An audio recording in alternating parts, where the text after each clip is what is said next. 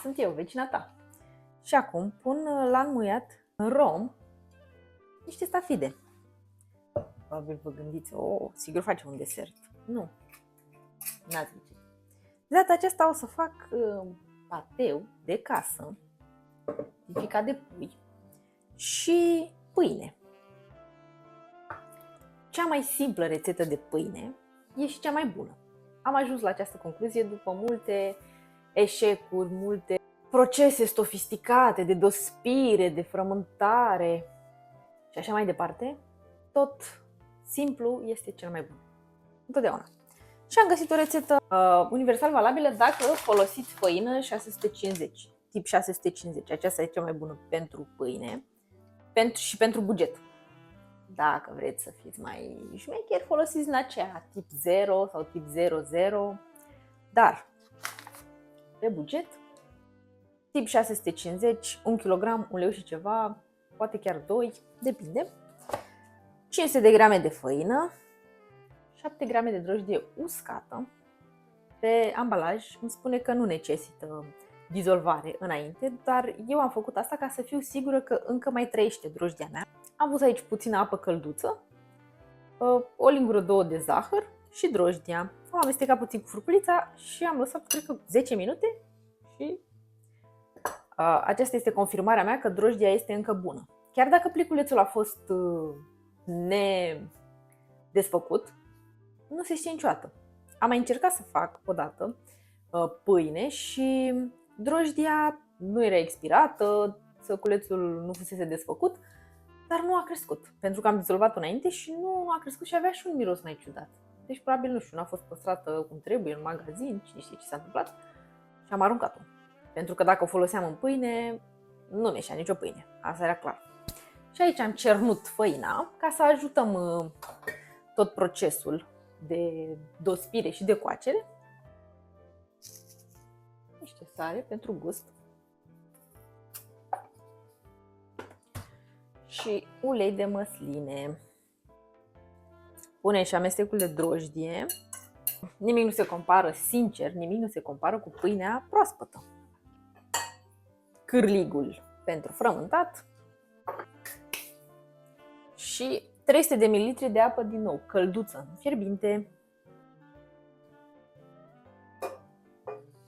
Și acum apăs pe buton. Las magia să se întâmple. Adică nici măcar nu apăs pe buton, întorc de un buton, ia uitați.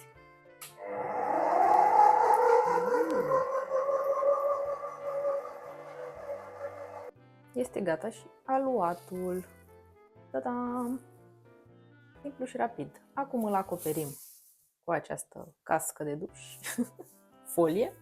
Mai pun și un prosop peste și îl lăsăm la dospit cam minim o oră sau până își dublează volumul.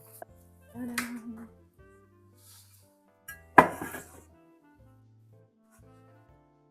Mereu a funcționat să îl pun în dulap, în loc să stea pe calorifer, dar bine, acum că a venit căldura, n-am mai dat drumul la centrală și caloriferul este rece, bocnă, așa că mereu țin în dulap. E o metodă foarte, foarte bună. Și acum, cât timp dospește pâinea, o să mă ocup de pateu. Face extrem de simplu și acesta. Avem nevoie de o ceapă medie, să zic așa, 2-3 căței de usturoi, cimbru și pătrunjel. Dacă nu aveți aceste verdețuri proaspete, bineînțeles că puteți să le folosiți pe cele uscate. Nu e nicio problemă. Mai ales că oricum totul va fi amestecat la final. În rețetă avem nevoie de 400 de grame de ficat de pui. Deci vă imaginați că o să iasă o cantitate destul de mare. Și cu ceapa vom începe. O vom căli, apoi vom adăuga ficatul de pui, usturoiul, cimbrul, pătrunjelul și untul. Și cam asta este pateul, super simplu și super sănătos. Am văzut că se face la fel de simplu și parizerul de casă, dintr-un pui întreg, niște sfeclă. Nu mai știu exact dacă punea și niște legume, gen ceapă, morcov, nu sunt sigură. Dar aș putea să încerc și eu asta. Ceapa se călește în vreo 2 linguri de ulei de măsline.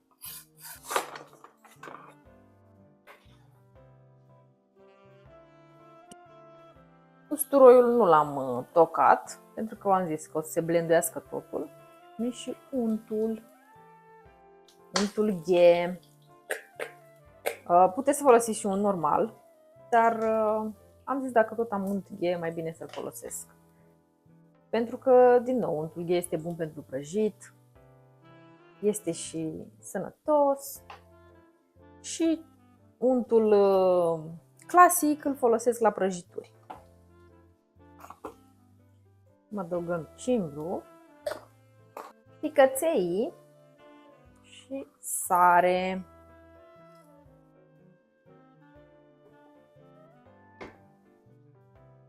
Și lăsăm să se gătească.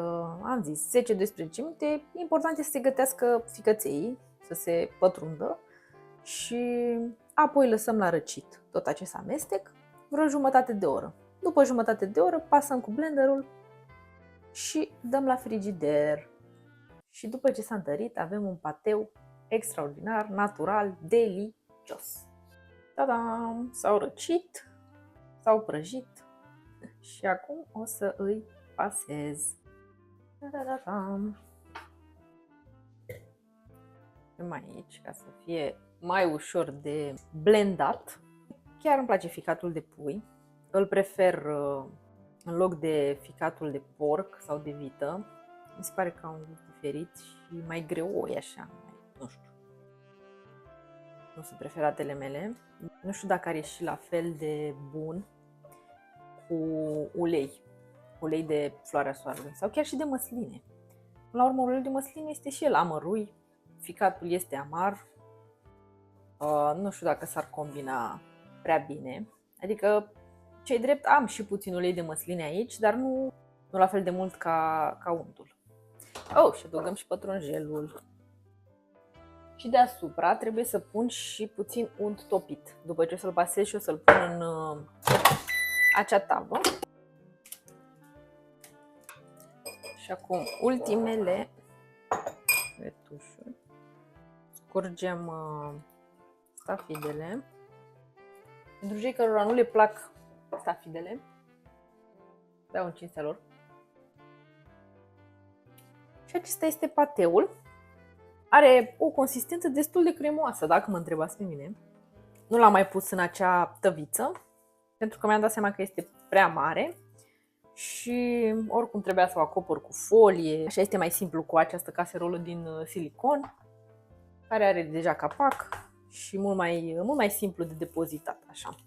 Dacă aveți un blender chiar și mediocru, nu trebuie neapărat să fie cel mai performant blender, o să vă iasă un pateu foarte cremos și ușor de întins pe pâine. Și din câte am înțeles, acesta se poate păstra și la congelator. Dacă observați că nu puteți să-l consumați în câteva zile, se poate pune la congelator. După aceea se decongelează corect, adică se lasă la frigider, nu la temperatura camerei, și se poate consuma. Dar atenție, dacă îl decongelați odată, nu-l mai recongelați. Asta a fost, se congelează o singură dată, se decongelează o singură dată. Punem stafidele. Puteți să le omiteți, bineînțeles, nu sunt obligatorii, dar mie îmi plac stafidele și erau și în rețetă și am zis, de ce nu? Până la urmă sunt niște struguri deshidratați. Nu sunt ceva SF, stafidele astea. Nu știu de ce unii oameni au așa o repulsie față de ele, mai ales în cozonac. Nu știu, mi se pare crimă să nu pui stafide în cozonac. Da. Fiecare om are gusturi diferite când vine vorba de mâncare și nu trebuie să judecăm prea mult. Și acum pur și simplu o să torn untul topit. Este tot unt ghe, cât să acopere toată suprafața recipientului în care ați pus pateul și se dă la frigider, la acoperit, bineînțeles. Acesta merge la frigider, cred că în jumătate de oră, chiar o oră, o oră ca să fim siguri, Când se întărește untul de deasupra, înseamnă că e gata de consumat. Bine, se poate consuma și acum cald, dar n-aș recomanda neapărat. Și bineînțeles că aștept să se facă și pâinea, nu? Pâine caldă, delicios. Și pâinea a crescut. A trecut o oră, ia uitați ce frumoasă e. O voi pune în oala de fontă pe care am uns-o cu puțin ulei de măsline și o să-i pun și capacul. În primele 10-15 minute o să o las acoperită și după aceea o să iau capacul ca să se rumenească frumos și să nu se ardă.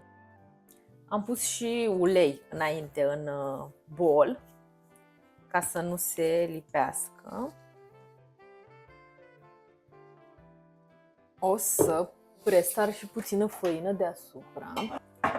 Cuptorul se preîncălzește la 220 de grade. Ta-da! Punem căpăcelul și la cuptor 25-30 de minute. Bineînțeles că eu acum am despălat vase.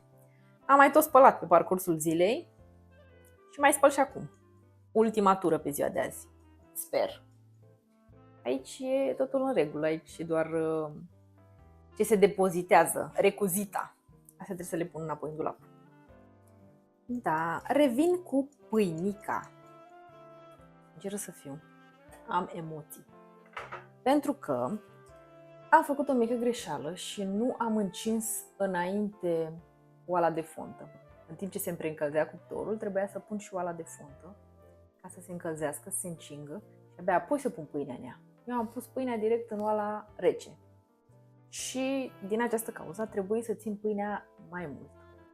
Vreo 20 de minute în plus față de 30 de minute. Și am lăsat-o să răcească. Dacă o țineam mai mult, deja se ardea. Eu o să o tăiem în momentul adevărului.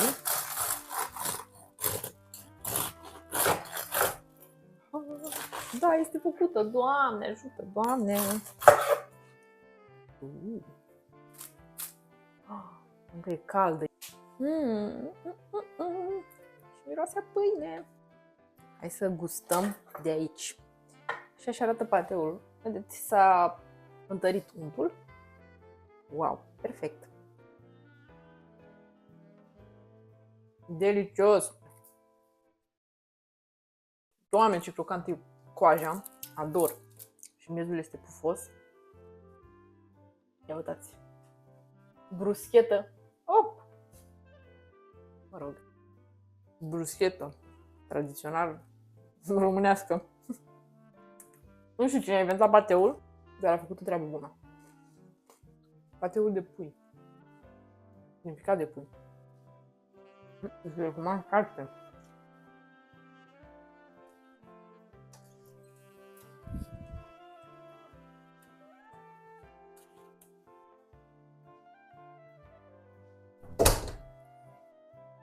Bineînțeles, și o carte. A trecut vacanța, gata, acum ne mai relaxăm.